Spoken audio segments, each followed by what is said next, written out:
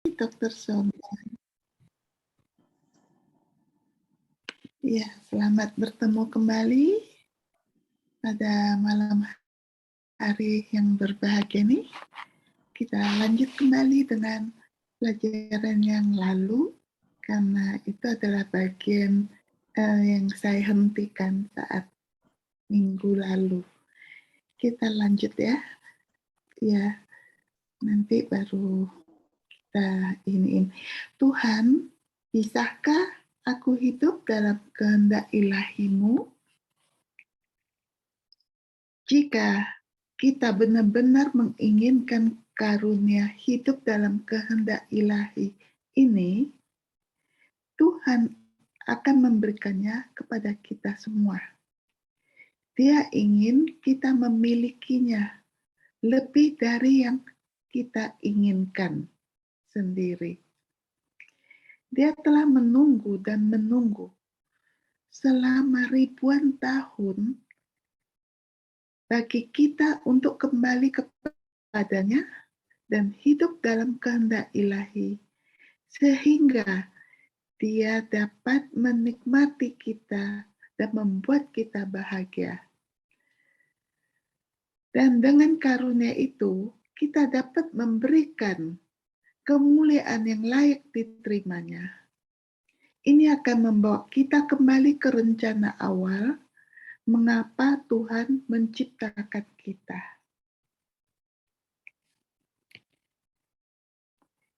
Inilah cara kita mendapatkan hadiah yang luar biasa tersebut. Sangat sederhana, kita hanya perlu menginginkannya, jadi kita memintanya.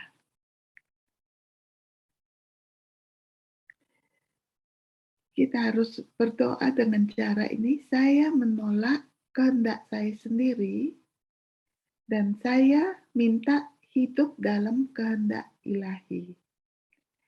Ini mungkin kalimat terpenting yang pernah kita ucapkan dalam hidup kita. Dengan pernyataan ini, kita mengatakan kepada Tuhan bahwa kita tidak ingin menggunakan kehendak kita lagi, bahwa kita ingin menggunakan kehendak-Nya. Kita ingin kembali ke cara Adam dan Hawa sebelum kejatuhannya. Dengan pernyataan ini, Anda dan saya, kita semua akan memulai sebuah petualangan besar, sebuah petualangan yang dapat membawa Anda dan saya, kita semua ke surga di bumi ini. Ingatkan doa Bapa kami, datanglah kerajaan-Mu, seperti datanglah kerajaan-Mu di bumi seperti di surga. Jadi ini kita mengundang, kita memohon bahwa kerajaan di bumi menjadi seperti di surga. Perubahan akan datang sangat lambat. Tetapi jika kita tetap setia pada karunia hidup dalam kehendak ilahi ini, maka Tuhan akan melakukan pekerjaan besar dalam diri kita semua. Dia akan mengubah kita menjadi orang yang Dia ciptakan untuk kita. Juga kita dan orang lain yang telah meminta hadiah ini akan membantu mengantar kerajaan Allah di bumi seperti di dalam surga. Kita akan menjadi bagian penting dalam pemenuhan doa Bapa kami. Jangan berharap diri Anda dan saya, kita semua sempurna ketika kita pertama kali mulai hidup dalam kehendak ilahi. Ini akan memakan waktu untuk kehendak ilahi untuk mengisi kita sepenuhnya dengan kehidupan Tuhan. Ini karena kita telah menggunakan kehendak manusia kita sendiri selama beberapa waktu dan akan sangat sulit untuk berhenti menggunakan kehendak kita sendiri dengan menjentikkan jari kita. Tentu saja Tuhan dapat melakukannya secara instan, tetapi ini bukan caranya. Tuhan ingin kita bertumbuh perlahan di dalam karunia ini, sehingga kita tidak kewalahan dan agar kita menghargai karunia yang Dia berikan kepada kita karena kasih-Nya. Tuhan tahu bahwa setiap dari kita akan membuat kesalahan lagi dan lagi, terutama di awal. Jika kita melakukan sesuatu yang kita tahu tidak sesuai dengan kehendak Tuhan, seperti berkelahi, bertengkar dengan teman-teman kita, atau tidak mentaati orang tua kita, jangan putus asa. Katakan kepada Tuhan bahwa kita menyesal dan pergi mengaku dosa jika itu adalah dosa yang serius. Kemudian hanya minta Tuhan untuk hadiah itu lagi. Dia akan sangat senang untuk memberikannya kepada Anda dan saya dan kita semua lagi dan lagi dan lagi. Percaya saja padanya dan teruslah meminta hadiah tersebut. Jangan buang waktu untuk beroperasi dalam kehendak manusia kita sendiri. Sekarang setelah kita hidup dalam kehendak ilahi, Tuhan akan mulai bekerja pada diri Anda dan saya dan kita semua. Itu adalah janji Yesus Kristus kepada Luisa. Perlahan tapi pasti Tuhan akan menyucikanmu. Karena kita hidup dalam kehendak kudusnya, Dia akan menghapus dosa kita dan kebiasaan buruk yang bukan milik kita. Saat Tuhan melakukan ini, Dia akan mulai mengisi kita dengan sifat-sifat-Nya. Jadi, kita keluar dengan yang buruk, masuk dengan yang baik. Sebagai contoh, Anda mengembangkan program 10 langkah untuk menghilangkan kesombongan. Anda hanya perlu tinggal dalam kehendak ilahi dan Tuhan akan melakukan pekerjaan itu. Segera Anda akan mendapati diri Anda semakin sedikit berbuat dosa, Tuhan membawa Anda ke dalam kekudusan. Pada saat yang sama, pekerjaan pemurnian sedang dilakukan, Tuhan akan melakukan hal-hal lain untuk mempersiapkan kita semua untuk ke surga.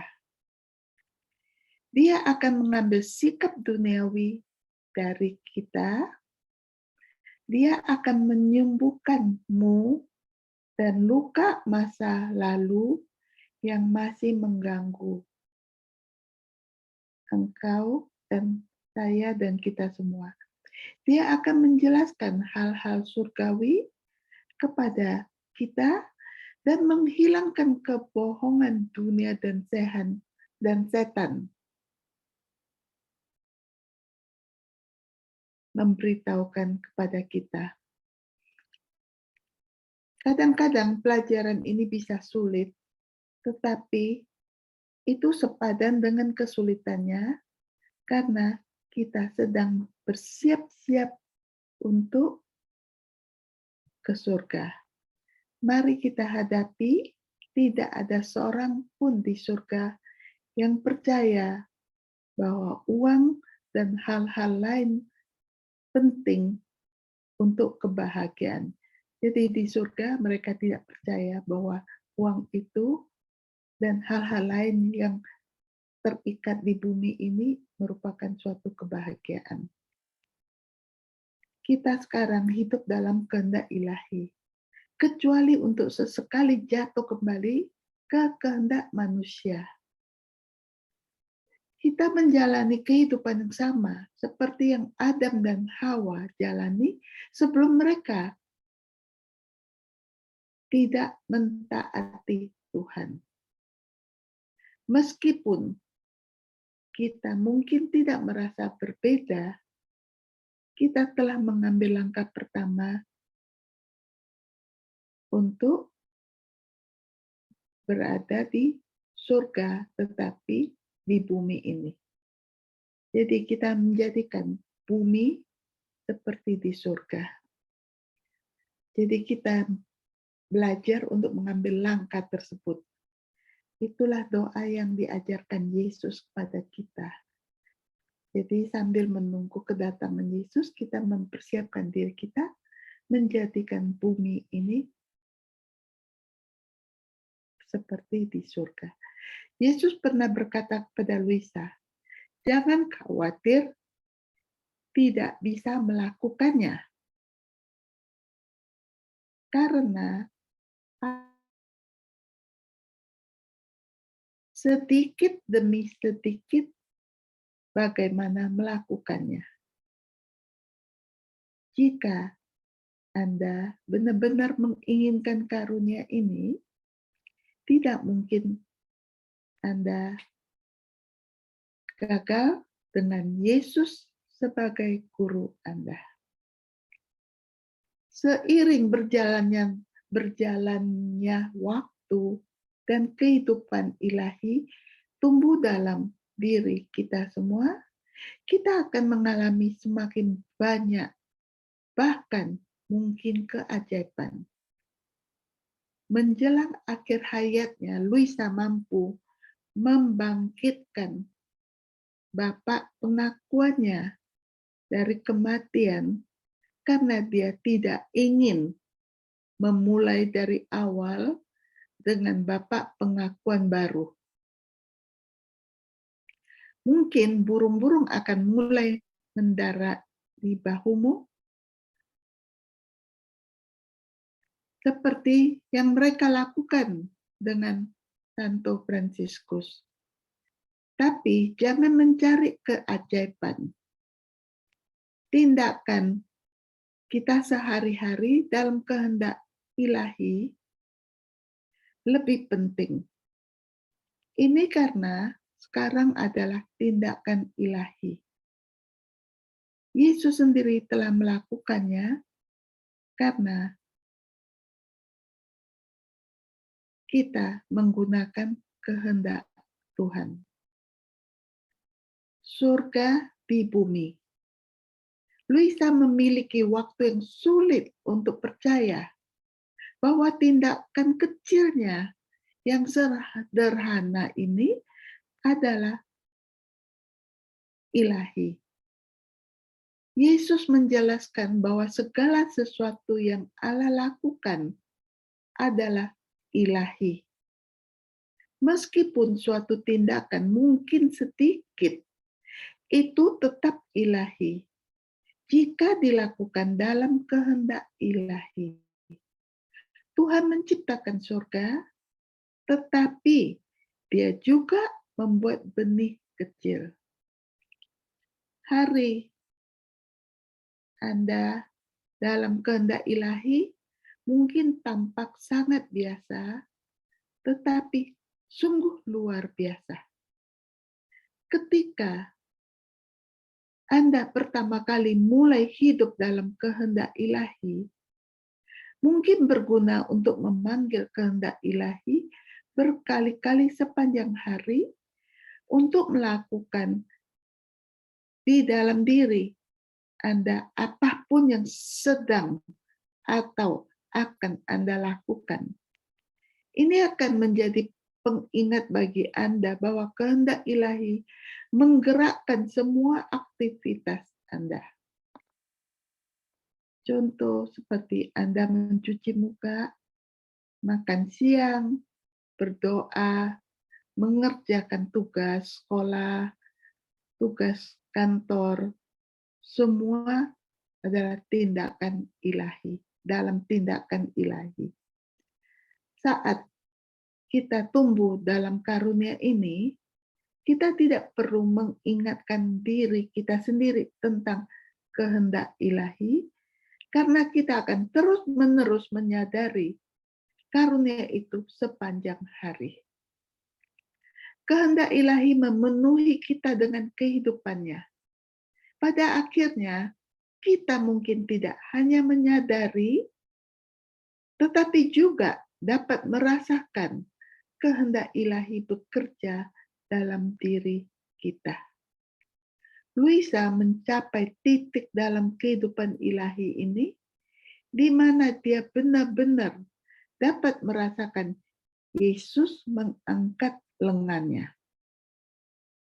Di rumah kecil di Nazaret, tindakan sederhana Bunda Maria saat merawat Santo Joseph dan Yesus, semuanya adalah tindakan ilahi. Sekarang, rumah kita akan menjadi rumah kecil Nazaret. Saat kita mulai menjalani kehidupan ilahi sebagai hadiah dari Tuhan. Melakukan tindakan ilahi yang tidak terhitung jumlahnya dengan setiap napas yang kita ambil. Tindakan ilahi tidak terbatas. Ketika tindakan ilahi dilakukan di bumi, itu seperti ledakan yang memancar tanpa batas. Semua ciptaan merasakan ledakan ini dan Tuhan sangat senang. Tindakan ilahi yang tidak terbatas ini tersebar di semua orang di bumi dan Allah Bapa melihat dunia kita dengan lebih baik. Banyak tindakan Maria dalam hidupnya, dalam kehendak ilahi yang meyakinkan Tuhan bahwa waktu yang tepat untuk mengutus putranya sebagai Mesias. Akan banyak tindakan kita dalam kehendak ilahi yang akan mendorong Tuhan untuk mengizinkan kerajaannya datang ke bumi dan menggenapi Bapa kami. Sebelum karunia hidup dalam kehendak ilahi dikembalikan kepada kita melalui Luisa, orang-orang kudus hanya dapat melakukan tindakan kasih manusia yang baik dan suci kepada Tuhan. Ini tidak terbatas dan tidak memancar ke seluruh ciptaan yang menutupi dunia yang jatuh. Jika kita dapat melihat betapa pentingnya untuk tetap berada dalam kehendak ilahi dan tidak membuang waktu dan bertindak dalam kehendak manusia, sama seperti kedatangan Mesias, Bapa tahu persis berapa banyak tindakan yang dia ingin lakukan sebelum dia mengizinkan kerajaannya datang. Sorry.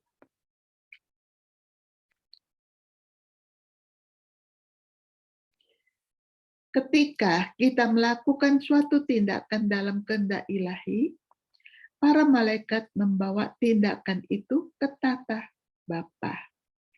Bapa sangat senang dengan tindakan ini dan dia mengirimkan gelombang ke seluruh ciptaan yang terberkati di surga, dan para malaikat yang menerima kemuliaan yang lebih besar, jiwa-jiwa di api penyucian, menerima gelombang kelegaan, dan semua ciptaan menerima berkat. Karena semua tindakan dalam kehendak ilahi adalah ilahi. Satu tindakan tidak bisa lebih dari ilahi dari yang lain. Satu tindakan tidak bisa lebih ilahi dari yang lain. Namun Tuhan akan merespon secara berbeda terhadap tindakan yang dilakukan dalam kehendak ilahi. Tindakan membersihkan kamar Anda dalam kehendak ilahi akan menyebabkan Bapa mengirimkan gelombang kemuliaan dan rahmat. Padahal menerima komuni kudus dalam kehendak ilahi mencurahkan rahmat sakramental kepada semua jiwa.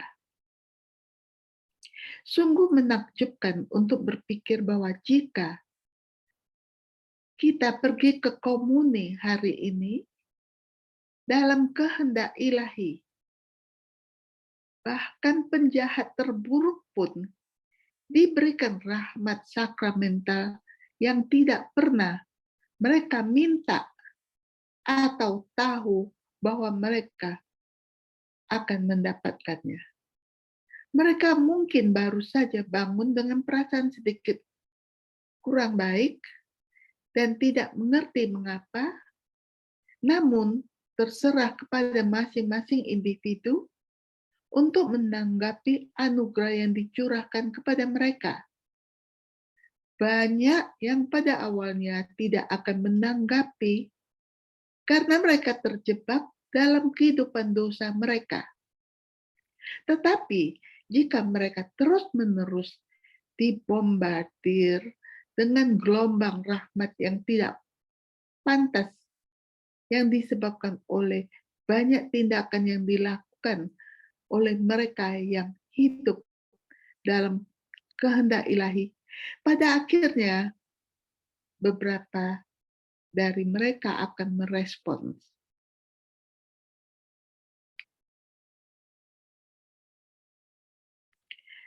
Kita dapat melihat bagaimana gelombang rahmat yang disebabkan oleh tindakan yang dilakukan dalam kehendak ilahi ini dapat mengubah dunia. Para nabi dalam Alkitab telah menubuatkan era damai agung yang akan dialami dunia selama 1000 tahun. Karunia kehendak ilahi adalah rencana Tuhan untuk mengantarnya masuk. Kehendak ilahi tidak hanya akan menyucikan kita, tetapi karunia itu akan memurnikan dunia pada saat yang sama dan membawa penyelesaian kerajaan Tuhan di bumi. Selain tindakan kita yang dilakukan dalam kehendak ilahi, doa dalam kehendak ilahi akan membantu mengantar kerajaan Tuhan. Seperti semua tindakan kita, doa-doa ini menjadi ilahi seolah-olah Yesus sendiri yang mendoakannya. Putaran adalah doa dalam kehendak ilahi. Tujuan putaran adalah untuk memberikan kemuliaan kepada Allah yang menjadi haknya. Untuk memahami putaran, kita perlu tahu bahwa ketika Tuhan menciptakan setiap orang. Dia menciptakan banyak sekali tindakan untuk dilakukan orang itu dalam kehendak ilahi. Tindakan ini ada dalam kekekalan, bahkan jika orang tersebut memilih untuk tidak melakukannya. Jadi, setiap orang memiliki tubuh dan jiwa, tetapi juga tindakan yang menunggu untuk dimiliki. Ketika karunia kehendak ilahi hilang, manusia hanya dapat memiliki tindakan-tindakan ciptaan ini dengan kehendak manusia. Ini bukan rencana Tuhan. Ini tidak memuliakan Tuhan. Jadi dengan menggunakan kehendak ilahi, kita harus kembali ke putaran kita dan mengambil alih semua tindakan yang dilakukan oleh orang lain selama 6.000 tahun terakhir. Lalu memberikannya kepada Bapa untuk kemuliaannya sebagai karunia ilahi yang seharusnya dia terima. Ini bukan pekerjaan kecil, kecuali Yesus, Maria, Luisa, dan putra dan putri kehendak ilahi. Mungkin kita akan termasuk di dalamnya. Semua tindakan sejak kejatuhan di Taman Eden dilakukan dengan kehendak manusia. Bahkan tindakan baik yang dilakukan oleh orang suci dalam kehendak manusia tidak memberikan kemuliaan yang seharusnya diberikan kepada Tuhan. Juga ada perbuatan yang tidak pernah dilakukan karena orang yang seharusnya menguasainya malah memilih melakukan perbuatan buruk. Tindakan yang dibatalkan ini masih ada dan ditangguhkan dalam waktu. Kita harus memiliki semua ini, juga membawanya ke dalam kehendak ilahi. Untuk diberikan kepada Bapa, dengan putaran ini, kita bekerja untuk memberi Tuhan karunia ilahi yang Dia lewatkan selama 6.000 tahun terakhir.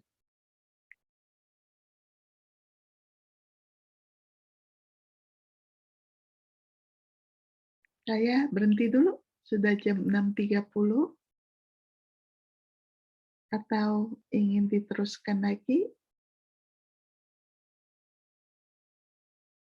Dr. Sonia? Masih ada sedikit, Ibu. Saya teruskan ya. Boleh.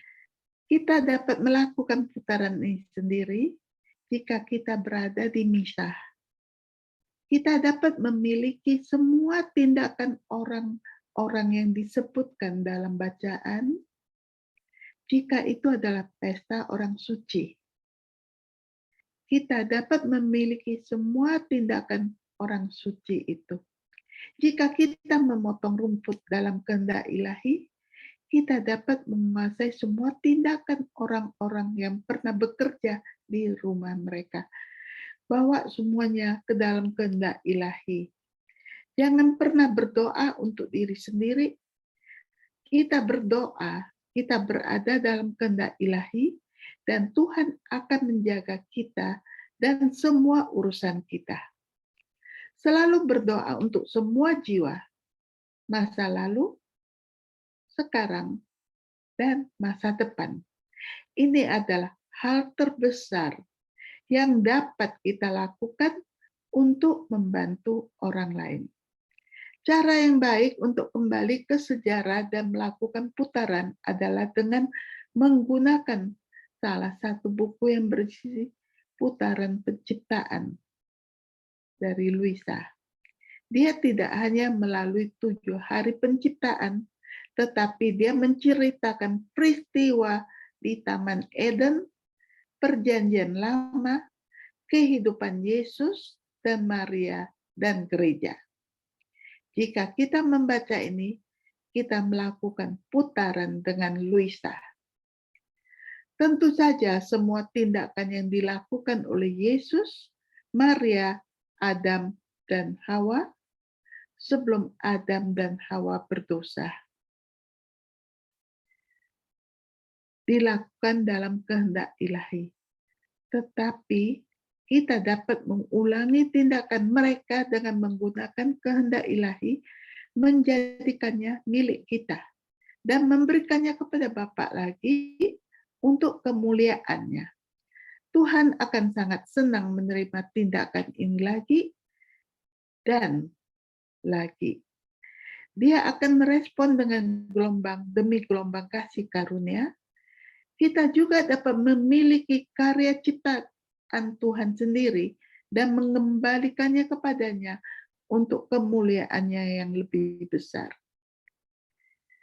Ada jenis putaran lain yang membantu semua makhluk memuliakan Tuhan. Adalah rencana Allah bahwa Adam dan Hawa dan keturunan mereka akan bertindak sebagai imam bagi semua ciptaan. Dengan suara kita, burung, hewan, batu, air, bintang, dan semua makhluk adalah untuk memuliakan Bapa. Tetapi dengan hilangnya kehendak ilahi, manusia tidak lagi dapat bertindak sebagai imam. Dia adalah satu-satunya makhluk yang tidak lagi hidup dalam kehendak ilahi. Jadi bagaimana dia bisa menjadi imam untuk semua ciptaan? Sekarang dengan kembalinya hadiah, kita dapat mengambil posisi kita sebagai imam. Dalam putaran ini, kita memasukkan suara kita ke dalam burung, air, pohon, dan meminta mereka memberikan cinta, pujian, dan kemuliaan kepada Bapa. Kecuali manusia, ciptaan lainnya tidak memiliki suara untuk melakukan itu sendiri. Paling-paling makhluk menampilkan keindahan, kekuatan, kebesaran, kemegahan saat mereka mencerminkan kualitas-kualitas Tuhan dan memuliakannya dengan cara ini. Semua ciptaan dari bintang terbesar hingga benih terkecil telah menunggu selama 6.000 tahun bagi putra dan putri kehendak ilahi untuk membantu mereka memuliakan Bapa sepenuhnya. Bagaimana seekor burung memuliakan Tuhan jika ia memiliki suara? Kita tidak tahu pasti, tapi kita bisa membayangkannya. Tuhan, terima kasih atas udara yang mengangkat sayapku. Pohon yang kau buat ini akan menjadi tempat yang bagus untuk membangun sarangku. Terima kasih atas hujan yang manis untuk melunakkan bumi, sehingga aku bisa menemukan cacing yang berair. Aku akan terbang tinggi atas duniamu yang indah. Aku mencintaimu, Bapa. Indah sekali ya doa sang burung ya. Sekarang sebagai imam kita dapat memasukkan suara kita ke dalam burung, sehingga akhirnya dapat mengatakan kepada Tuhan, aku mencintaimu. Kita bisa melakukan ini untuk semua ciptaan.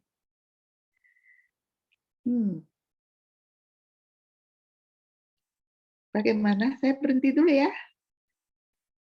Waktunya atau mau dilanjutkan lagi? Putaran yang sangat membantu untuk berdoa adalah ketika kita melihat atau mendengar tentang seseorang yang sedang menderita. Mungkin berita TV melaporkan beberapa tentara Amerika tewas dalam aksi. Ada begitu banyak penderitaan di dunia, dan itu sia-sia. Setiap penderitaan yang digabungkan dengan salib Yesus memiliki kuasa penebusan. tetapi tidak ada yang meluangkan waktu untuk mempersembahkan penderitaan kepada Bapa. Lain kali jika kita melihat atau mendengar seseorang menderita, buatlah kesimpulan darinya dengan doa ini, saya menanggung penderitaan dan pengganggu di sekolah, saya menggabungkan dengan salib Yesus, saya memberikannya kepadamu Bapa untuk kemuliaan-Mu, untuk pengampunan dosa semua jiwa, masa lalu, sekarang, masa depan. Semoga kerajaan-Mu datang. Ya, kira-kira doa seperti ini yang diajarkan oleh Luisa. Tidak ada penderitaan yang harus disia-siakan, karena ketika dipersembahkan kepada Bapa, itu akan menjadi penebusan dosa atas dosa-dosa yang telah kita lakukan dan bagi jiwa-jiwa di api penyucian. Ketika kita mendengar suatu tragedi, seperti seseorang yang menderita kanker, kita dapat berdoa untuk orang tersebut dan keluarganya. Tidak selalu rencana Tuhan untuk menyembuhkan seseorang secara fisik, karena Tuhan mungkin ingin orang itu datang ke surga. Tetapi kita selalu dapat berdoa agar Bapa menggunakan penderitaan yang dialami orang dan keluarga tersebut demi kebaikan semua jiwa. Tuhan akan selalu menjawab doa-doa ini. Kita akan merasakan kedamaian yang luar biasa ketika kita melakukan ini, karena kita membawa kebaikan yang tidak terbatas dari situasi yang mungkin sangat menyedihkan.